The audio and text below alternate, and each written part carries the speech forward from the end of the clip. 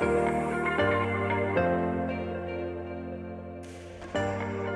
Hugh Lopdell here from Oak Park Chartered Accountants. It's been a while since my last video. I hope you're all doing okay out there. Although having said that, I know there are a lot of tired pharmacists around the country. It has been a torrid 2 years in the New Zealand small business sector generally, in healthcare, hospitality, but also definitely in community pharmacy. Oak Park's pharmacy clients are now spread pretty much around the country, so in our contact with them we're able to get quite a good lie of the land. So I'd like to give you my up-to-date perspective on where things are at in your industry, why I think they're there, offer a solution or two, offer a comment or two. I will say some straight things. Your industry needs a lot more of that, in my view. I can do that because I won't face a DHB audit for doing so. And I've heard from a number of you who are afraid to speak out because of that very threat. So I'll have more to say on that sort of carry on in a later video. I've got a few things to comment on, so I'll split it up into a few more bite-sized videos. I'll start with looking at problems and then move on to looking at solutions. The topics I'm going to cover are stress in the industry, some solutions and opportunities, an update on staff pay rates, an update on where it's at with buying and selling pharmacies, a comment on what is community pharmacy's weakest link, and then what is one of community pharmacy's strongest assets. Okay, today's subject, top of the list, stress in the pharmacy industry. It's unanimous. In healthcare and in the pharmacy industry, it's never been as stressed as it is now, right? It is not financial stress, really. Most of Oak Park's pharmacies have actually made more money during COVID. The stress is a build-up of a number of things, and many go well back before COVID. Prior to COVID, there was static script remuneration, poorly negotiated contracts, supermarkets, then online, eroding your retail sales, then discounters, Zoom, etc., eroding your script sales. Years of poor or nil consultation, pharmacy services given away for free that became increasingly unsustainable. Just too many pharmacies. And in places like Auckland and Christchurch, way too many pharmacies. Rises in the minimum wage, rises in sick leave entitlements. So these stress points all preceded COVID. So even prior to 2 years ago, pharmacies were stressed. Then March 2020 and COVID hit.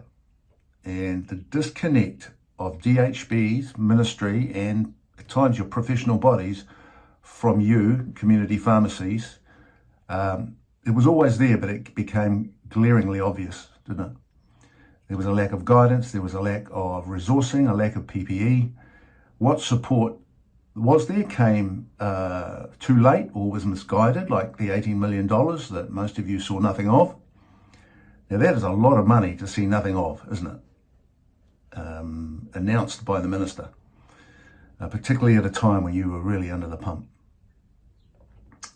There was a shift to monthly dispensing without consultation that for 4 months loaded pharmacies up to breaking point with more scripts than they could fill in a day. So there was a lot of working till midnight, night after night, to get that done. The hasty introduction of electronic prescribing, again with no consultation, and crucially with no patient education.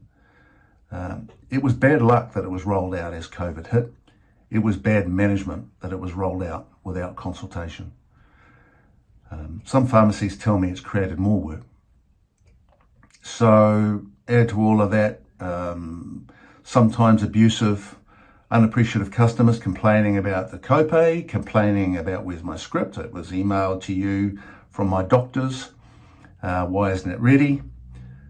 Sick staff, isolated staff, staff lured away by DHBs or for doing jabs or by discounters who are offering more money. There's been a lot of strain and stress.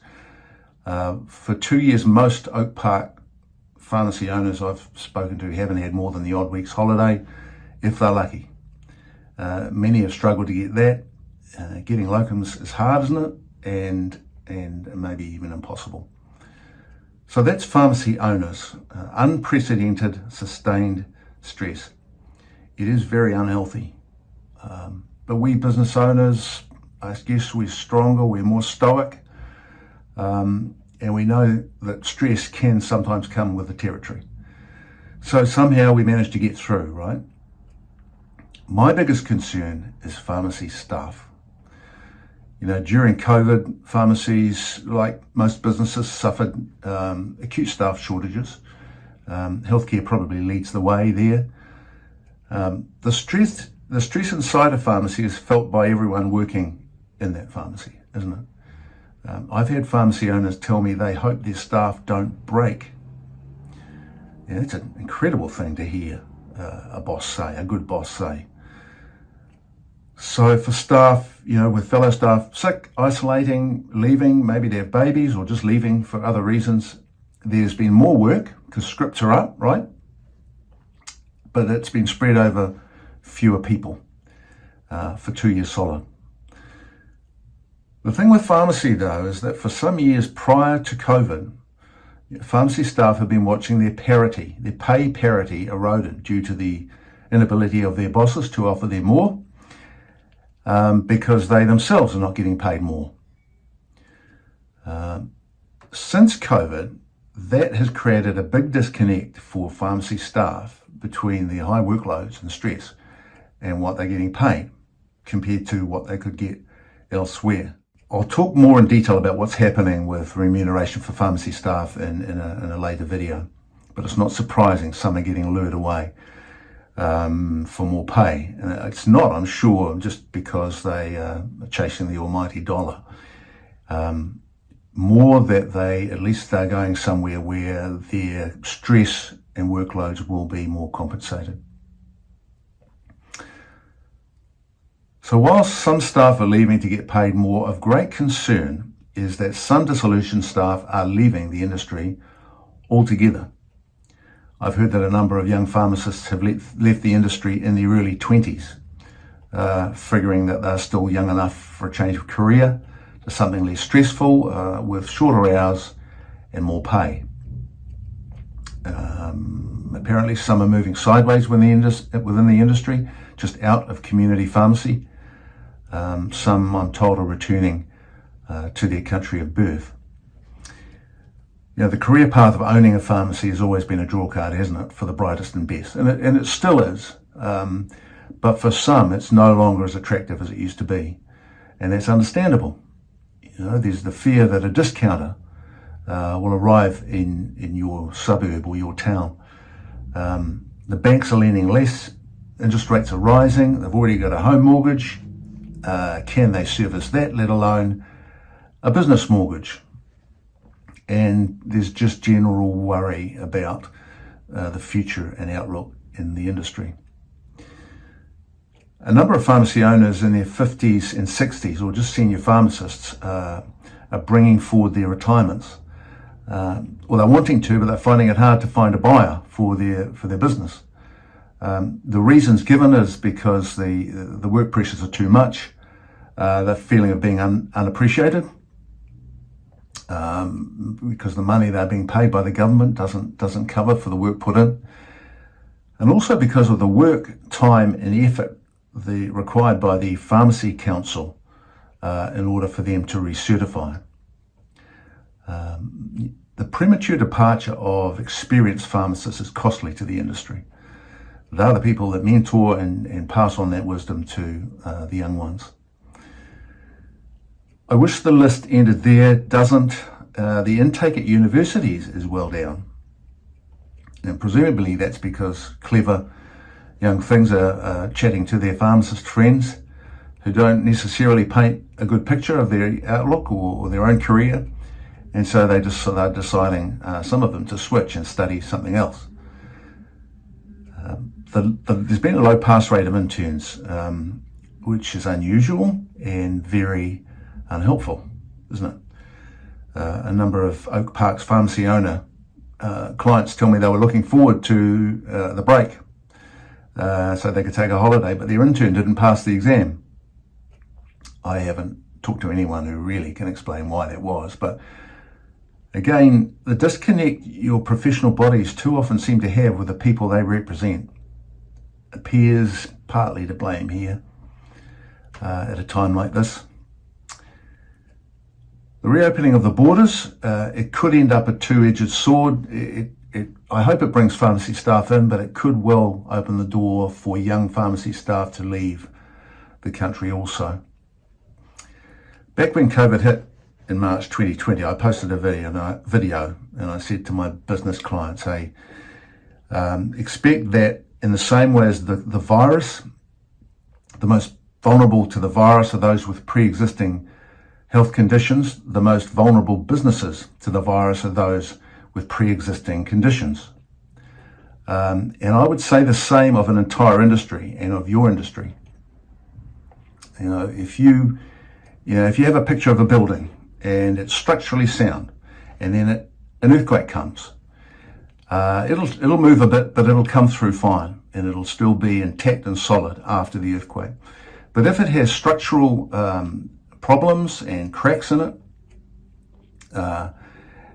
then when stress comes, and the imagery here is of the pharmacy industry and COVID arriving, when stress comes, those cracks open up and they can threaten the integrity of the entire building. Now, when pharmacy staff start leaving the industry, changing their careers, choosing not to study pharmacy, retiring early, these are big cracks opening up. They are big red flags. And the real effect of the loss of staff to the industry isn't now. It's 2, 3, 4, 5 years down the track. So in summary, what the added stress from COVID has done in community pharmacy, I believe, is it's exposed pre-existing problems with underfunding, leading directly to static wages. Pharmacy staff were already underpaid prior to COVID. So the question I ask is not why are staff thinking of leaving your industry or not entering it. It is why did the community pharmacy industry enter the COVID storm in such a weakened state? Who is responsible for the guardianship of your industry? And crucially, whose job is it to keep them honest and advocate for you? I'll say more on that in upcoming videos. I've said some of that already last year in one or two of my videos. So I'm sorry that that's negative. It comes with the territory. If you want to fix something, first you have to identify the causes, the root causes, the whys. Once you have, then and only then you're in a place to fix anything. I hope you stick with me. There's a lot of good and useful content, I hope you think, coming up in the rest of the series. If you don't get these videos and you want to get them, because I do get asked this, there's two main ways. You can follow Oak Park Chartered Accountants on Facebook, or you can flick me an email and I'll add you to our mail list. You won't get any marketing rubbish. It'll just be these videos. All right. Okay, I hope that was useful. That's all for now. Hugh Lopdell from Oak Park Chartered Accountants.